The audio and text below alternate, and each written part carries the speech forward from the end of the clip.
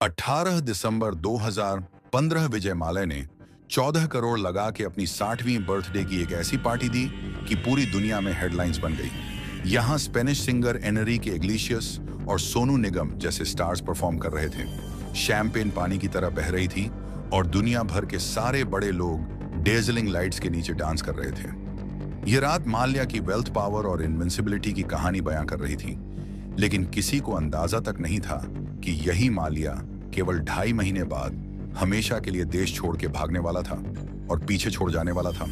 9,000 करोड़ का bank fraud इस पूरी कहानी की शुरुआत होती है।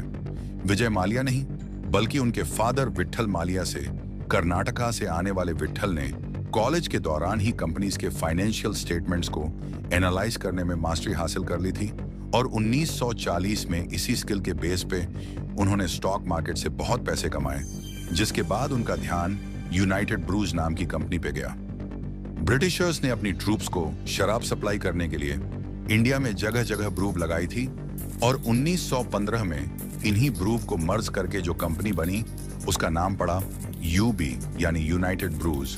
1946 में विट्ठल माल्या ने यूबी के शेयर्स खरीदना चालू कर दिए और केवल 2 सालों में महज 24 साल की उम्र में वो यूबी के चेयरमैन बन गए। चेयरमैन बनने के बाद उन्होंने यूबी के प्रॉफिट्स को यूज करके कई और लिकर कंपनीज को एक्वायर किया और एक मैसिव लिकर बिजनेस बना लिया।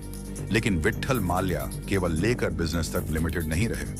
उन्होंने अपनी स्किल्स और प्रॉफिट्स का यूज करके कई और सेक्टर्स की अंडरवैल्यूड कंपनीज को एक्वायर किया। 1981 तक उन्होंने 10 brews, 14 distilleries, 7 processed food companies, 6 investment companies और ऐसी कई और कंपनीज को एक्वायर्ड बिजनेस एम्पायर बिल्ड कर लिया था, जिसका टोटल वैल्यूएशन करीब 350 करोड़ का था। लेकिन इतना बड़ा बिजनेस एम्पायर बिल्ड करने के बावजूद वो काफी लो प्रोफाइल थे, एक एक पैसे के खर्च का हिसाब रखते थे और एक्सट्रीम हार्ड वर्क पे बिलीव करते थे। लेकिन इसी वर्कहोलिक नेचर ने उनकी हेल्थ को नेगेटिवली इम्पैक्ट कर दिया था। 1983 में 19 की एज में अचानक उन्हें एक मैसिव हार्ट अटैक आया, जिससे वो सरवाइव नहीं कर पाए और तभी कहानी में एंट्री हुई। उनके 27 साल के बेटे विजय माल्या की विजय माल्या का बर्थ 1985 में हुआ था और वो अपने फादर के एक लौटे बेटे थे। उनका अर्ली चाइल्डहुड बैंगलोर में बीता, जहां उनकी लाइफ लग्जरी से भरी हुई थी। वो काफी एक्सट्रोवर्ट थे और ज्यादातर टाइम अपने फ्रेंड्स के साथ बाइक रेसिंग, क्रिकेट और अपनी टॉय फेरारी चलाते हुए बिताते थे। 18 साल की उम्र होते ही फादर ने उन्हें यूबी के बोर्ड ऑफ डायरेक्टर्स में शामिल कर लिया था और उन्होंने काम सीखना भी चालू कर दिया था। ग्रेजुएशन के बाद इंटरनेशनल बिजनेस को समझने के लिए उन्हें यूएस भेज दिया गया और तभी एक दिन उन्हें खबर मिली कि उनके फादर अब नहीं रहे। इसीलिए उन्हें कंपनी को लीड करने के लिए इंडिया लौट के आना पड़ा। अपने फादर से बिल्कुल उलट विजय की इमेज एक पार्टी एनिमल और फ्लैश लाइफस्टाइल पसंद करने वाले इंसान की बन चुकी थी। इसीलिए यूबी ग्रुप के कई टॉप मैनेजर्स को विजय की लीडरशिप में कॉन्फिडेंस नहीं था, लेकिन समहाउ मेजॉरिटी शेयर होल्डर्स के सपोर्ट से विजय ही चेयरमैन बने। शुरुआत से ही विजय कुछ अलग करके अपने डाउटर्स को गलत प्रूफ करना चाहते थे। इसीलिए उन्होंने यूबी के लेकर बिजनेस से हटकर कई और सेक्टर्स में डाइवर्सिफाई करना चालू कर दिया। उन्होंने प्रिडिक्ट किया कि इंडिया में यूएस की तरह एक बड़ा फास्ट फूड रिवॉल्यूशन आएगा। इसीलिए उन्होंने मैडल्स पिजन किंग नाम की फास्ट फूड चेन लॉन्च कर दी और दिल्ली और मुंबई में कई सारे आउटलेट्स खोल दिए। लेकिन मुंबई में एक बहुत बड़ा कंपटीशन उनका इंतजार कर रहा था। मुंबई के लेजेंड डब्बा वाला एक इफेक्टिव डब्बा डिलीवरी सिस्टम होने के कारण लोग वीकडेज में बाहर का खाना प्रेफर नहीं करते थे और ओवरऑल भी इंडिया में उस टाइम ईटिंग आउट कल्चर उतना पॉपुलर नहीं था। इसीलिए 1-2 स्टोर्स को छोड़ के उनकी बाकी सभी स्टोर्स बुरी तरह से फ्लॉप हो गई और 1987 तक इसे कंप्लीट बंद कर दिया गया। इसके अलावा विजय ने देखा कि 1977 में कोका कोला के इंडिया छोड़ के जाने के बाद कार्बोनेटेड ड्रिंक मार्केट में एक गैप आ गया था।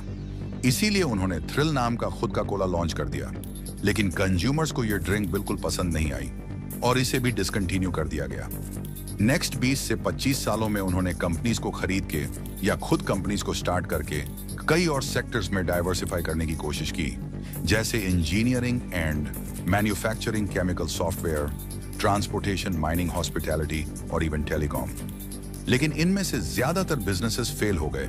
इतना ही नहीं, उन्होंने अपने फादर से मिलने वाले कई सक्सेस बिजनेसेस को बेच भी दिया, जिनमें से एक था बर्जर पेंट्स।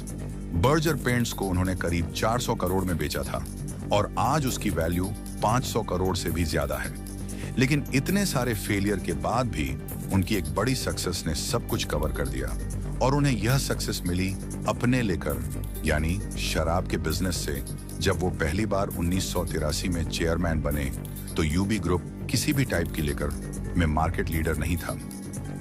1987 में उनके फादर ने किंगफिशर नाम का बियर ब्रांड लॉन्च किया था, लेकिन वो भी मोहन मिकन कंपनी के गोल्डन ईगल ब्रांड से बहुत पीछे था।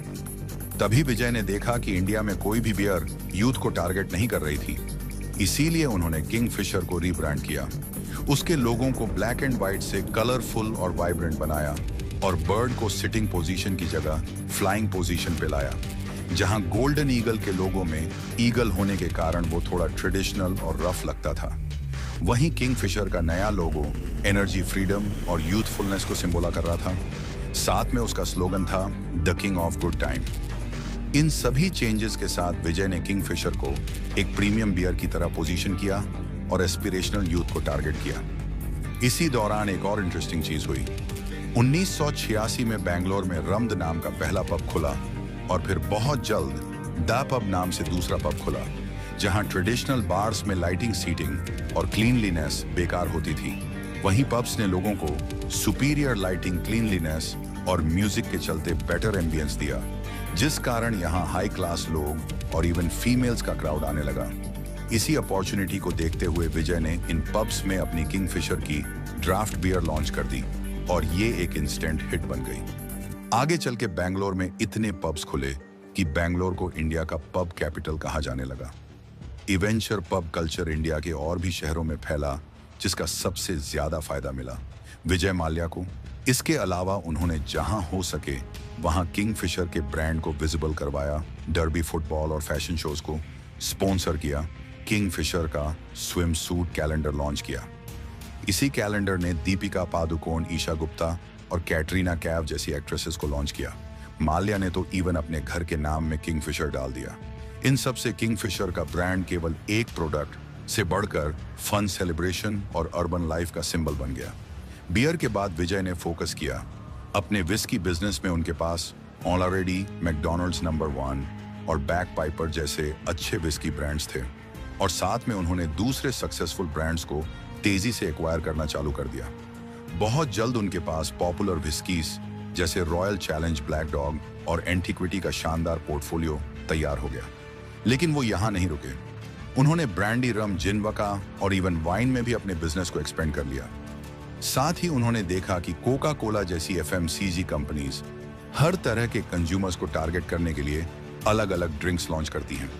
फॉर एग्जाम्पल, कोका कोला के पास मासेज के लिए कोक, हेल्थ कॉन्शियस लोगों के लिए डाइट कोक और स्ट्रैंग टेस्ट वालों के लिए थम्स अप थी। सिमिलरली माल्या के लिए बैकपाइपर विस्की, प्रीमियम सेगमेंट के लिए मैकडोनाल्ड्स नंबर 1 और हेल्थ कॉन्शियस कस्टमर्स के लिए मैकडोनाल्ड्स डाइट मेट को लॉन्च किया, जो दुनिया की पहली लो कैलोरी विस्की थी। सिमिलरली किंगफिशर के केस में उन्होंने किंगफिशर प्रीमियम स्ट्रैंग और लैग लॉन्च की। विजय की मार्केटिंग स्ट्रेटजी भी कमाल की थी। इंडिया में शराब की एडवर्टाइजमेंट में बैन था, इसीलिए विजय ने इंडिया में पहली बार सरोगेट एडवर्टाइजमेंट को इंट्रोड्यूस किया। बेसिकली अपनी मैकडॉनल्ड्स नंबर 1 विस्की को प्रमोट करने के लिए उन्होंने मैकडॉनल्ड्स का सोडा और वाटर लॉन्च कर दिया और बॉलीवुड और क्रिकेट सेलिब्रिटीज से इनका खूब ऐड करवाया, जिससे इनडायरेक्टली उनकी विस्की का ऐड हो गया। उन्होंने ये सेम स्ट्रैटेजी अपने बाकी सभी ब्रांड्स के लिए भी अपनाई और यह स्ट्रैटेजी काफी सक्सेसफुल हो गई। इन सब के चलते 2004 तक यूनाइटेड ब्रूवरीज पूरी दुनिया की चौथी सबसे बड़ी लेकर कंपनी बन चुकी थी। विजय को यह भी पता था कि अगर उन्हें बिना किसी प्रॉब्लम के इंडिया में बिजनेस एक्सपेंड करना है तो उन्हें पॉलिटिकल पावर की जरूरत होगी। इसीलिए 2002 में मल्टीपल पॉलिटिकल पार्टीज के सपोर्ट से वो राज्यसभा के मेंबर भी बन गए। 2005 तक माल्या के पास पैसा और पावर का डेडली कॉम्बिनेशन था और वो अपनी सक्सेस की पीक पे थे। लेकिन विजय को एक बात हमेशा खटकती थी। आखिरकार वो शराब का बिजनेस करते थे, जिसे आम जनता बिल्कुल भी रिस्पेक्ट नहीं करती थी, और माल्या डिस्पेलरफुल बिजनेस में घुसना चाहते थे। इसीलिए उन्होंने एक वर्ल्ड क्लास एयरलाइन बनाने का ठान लिया, लेकिन उन्हें कोई अंदाजा नहीं था कि उनका ये एक डिसीजन उनके पूरे बिजनेस एम्पायर को बर्बाद कर देने वाला था। विजय ने अपनी नई एयरलाइन का नाम रखा किंगफिशर एयरलाइंस।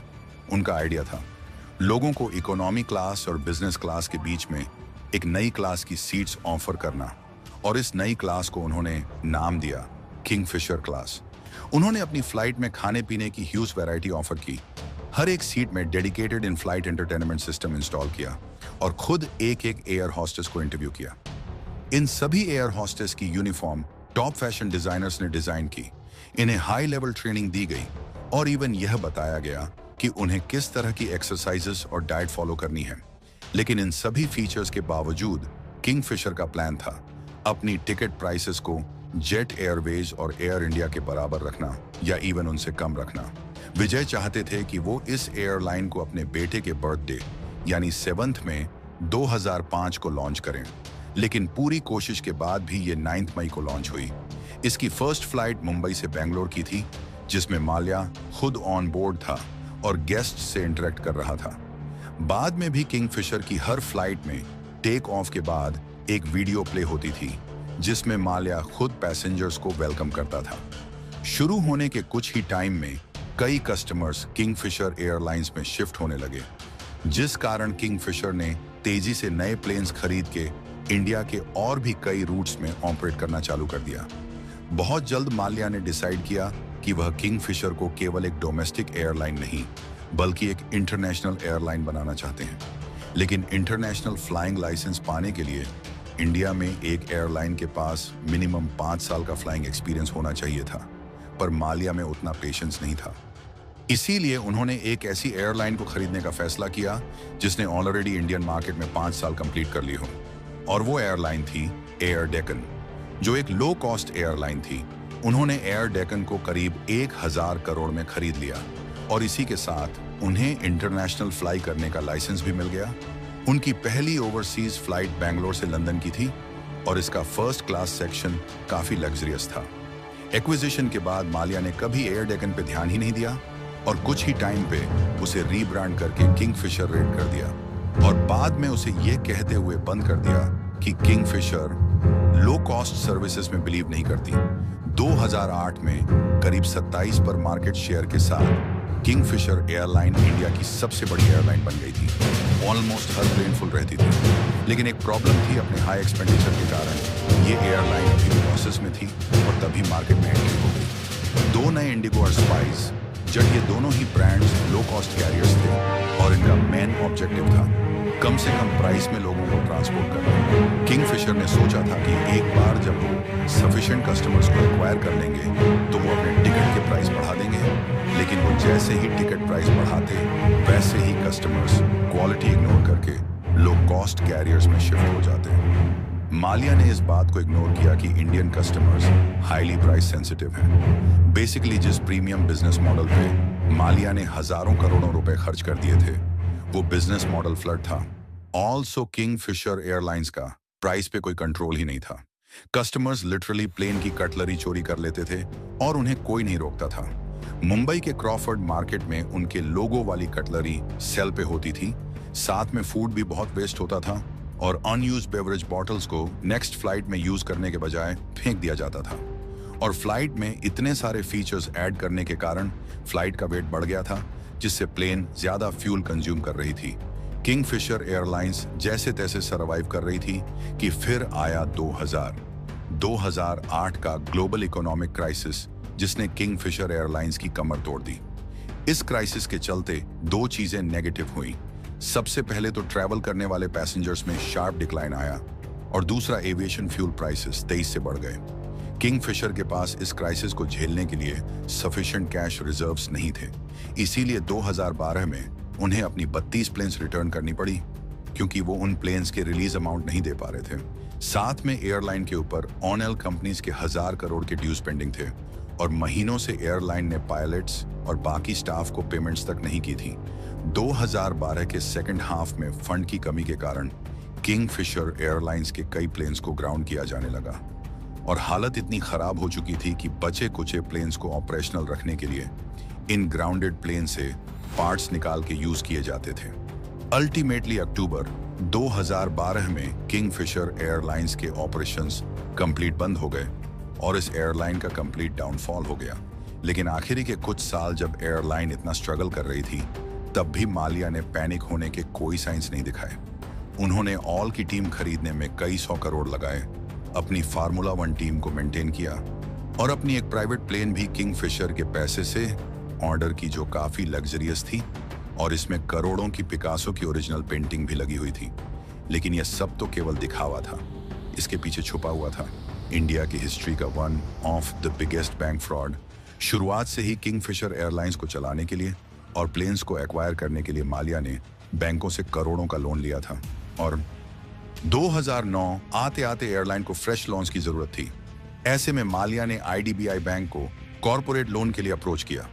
उस समय कंपनी की फाइनेंशियल हालत इतनी खराब थी कि कोई भी सेंसिबल बैंक उसे लोन नहीं देता। लेकिन माल्या ने अपनी इन्फ्लुएंस का यूज किया और कुछ ही महीनों में आईडीबीआई से करीब 950 करोड़ का लोन प्रोसेस करवा लिया। आल्सो बैंक्स जब भी लोन देते हैं तो उसके बदले में कोलेटरल के तौर पे कुछ सॉलिड एसेट्स मांगते हैं, ताकि जरूरत पड़ने पर वो उन एसेट्स को बेच के अपने पैसे रिकवर कर सकें। इंटरेस्टली आईडीबीआई ने किंगफिशर के ब्रांड को ही मेन कोलेटरल की तरह एक्सेप्ट कर लिया। उन्होंने ग्रैंड थॉर्टन नाम के प्राइवेट कंसल्टेंट से किंगफिशर ब्रांड की वैल्यू निकलवाई, जिसने इसकी वैल्यू 4100 करोड़ निकाली। फिर बैंक ने इस वैल्यू को सही भी मान लिया और करोड़ों का लोन दे दिया। ब्रांड वैल्यू जैसे इंटेंजिबल एसेट के बेस पे इतना बड़ा लोन दे देना एक बेहद खराब बैंकिंग प्रैक्टिस मानी जाती है। 2010 तक किंगफिशर एयरलाइंस के ऊपर 7000 करोड़ का डेट चढ़ चुका था और वो ऑलरेडी करीब 2800 करोड़ का लोन चुकाने में फेल हो गए थे। जिन भी बैंक्स ने माल्या को लोन दिया था, उन्हें समझ आने लगा था कि उनका पैसा डूबने वाला है। ऐसे में बैंक्स के पास 2 ऑप्शंस थे। वो इन लोन्स को नॉन परफॉर्मिंग एसेट्स डिक्लेयर करके लॉस बुक कर सकते थे या फिर किंगफिशर को और भी ज्यादा लोन दे सकते थे, इस उम्मीद से कि नया लोन कंपनी को रिवाइव कर देगा और फिर वह कंपनी पूरा पैसा लौटा देगी। माल्या के केस में बैंक्स ने दूसरा ऑप्शन चुना। नवंबर 2010 में एसबीआई की लीडरशिप में 17 बैंकों का एक कंसॉर्ट एटीएम बना। न केवल इन्होंने किंगफिशर को कम रेट पे फ्रेश लोन दिया, बल्कि बैंक्स ने 1355 करोड़ के पुराने लोन को इक्विटी शेयर्स में कन्वर्ट कर दिया। बेसिकली बैंक्स ने 1355 करोड़ का लोन अमाउंट वापस लेने की जगह किंगफिशर के इक्विटी शेयर्स ले लिए और ये शेयर्स भी उन्होंने मार्केट वैल्यू पे नहीं बल्कि 60 पर महंगी वैल्यूएशन में लिए। इसके अलावा बैंक्स ने लोन को वापस करने का टाइम भी बढ़ा के 9 साल कर दिया। इस बार माल्या ने 250 करोड़ की पर्सनल गारंटी भी दी थी, मतलब अगर लोन नहीं चुकाया तो उसके ऊपर डायरेक्टली लीगल एक्शन होगा।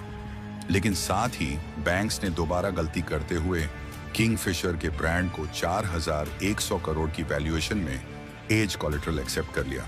बाद में जब बैंक्स ने इसका रिवैल्यूएशन कराया तो इसकी वैल्यू 2000 करोड़ नहीं, 1000 करोड़ नहीं, बल्कि केवल 100 करोड़ निकल के आई।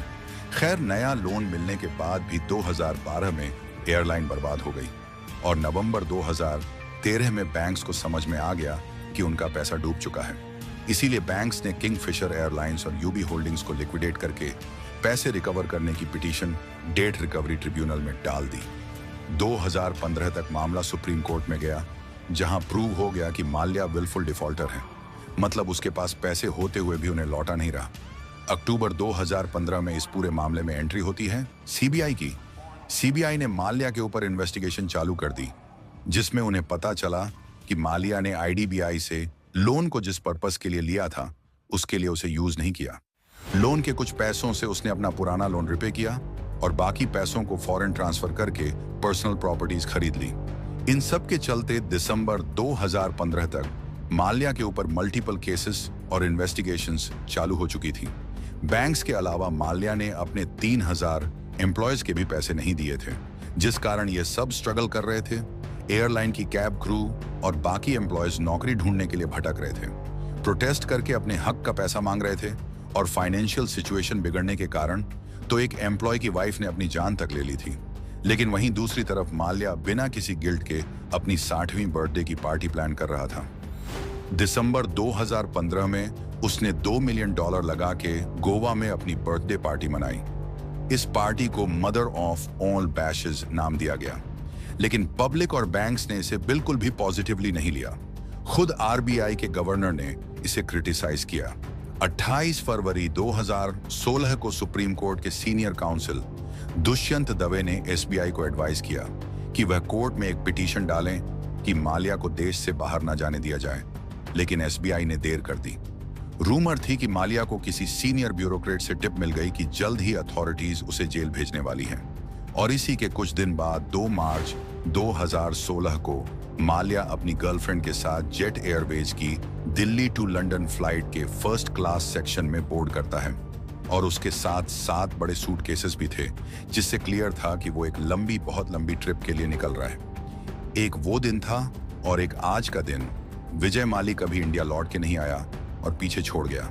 991 करोड़ का बैंक फ्रॉड। इंटरेस्टिंग बात यह है कि माल्या के भागने के 5 महीने पहले सीबीआई ने उसके खिलाफ लुकआउट नोटिस जारी किया था। मतलब अगर माल्या देश से बाहर जाने के लिए किसी भी एयरपोर्ट के इमिग्रेशन काउंटर में पहुंचता तो उसे इमिग्रेशन अथॉरिटीज डिटेन कर लेती। लेकिन फिर एलिज माल्या ने फिर से गवर्नमेंट में अपनी इन्फ्लुएंस का यूज किया और लुकआउट नोटिस को मॉडिफाई करवा लिया, जिसके बाद इमिग्रेशन अथॉरिटीज को माल्या को डिटेन करने की जगह सिर्फ सीबीआई को उसकी मूवमेंट्स के बारे में इंफॉर्मेशन माल्या को किसी ने नहीं रोका। 9 मार्च को अटॉर्नी जनरल ने सुप्रीम कोर्ट को माल्या के भागने की इंफॉर्मेशन दी, जिसके बाद इंडिया का पूरा पॉलिटिकल और फाइनेंशियल सिस्टम हिल गया। अप्रैल 2016 तक माल्या के खिलाफ नॉन बेलेबल वारंट्स इशू होने लगे। उसका पासपोर्ट सस्पेंड किया गया और उसे प्रॉब्लम ऑफेंडर डिक्लेयर कर दिया गया। ईडी ने माल्या के 6,600 करोड़ के एसेट्स भी अटैच कर लिए। जून 2016 में माल्या को यूके से वापस लाने के लिए इंडिया ने एक्सट्रान प्रोसीडिंग्स शुरू की, लेकिन माल्या बार-बार एक्सट्रान को यूके के कोर्ट्स में चैलेंज करके रोक देता है।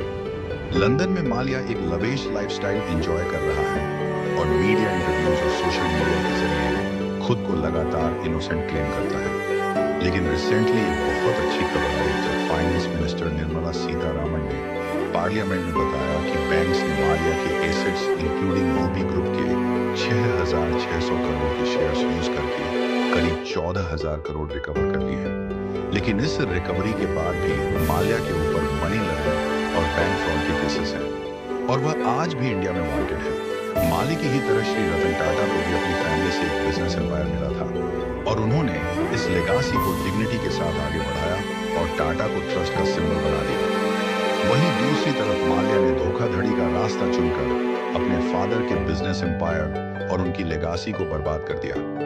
आज माल्या की पर्सनल वेल्थ चाहे अरबों खरबों में हो, लेकिन वह कभी भी अपनी खोई हुई इज्जत को वापस नहीं खरीद पाएगा।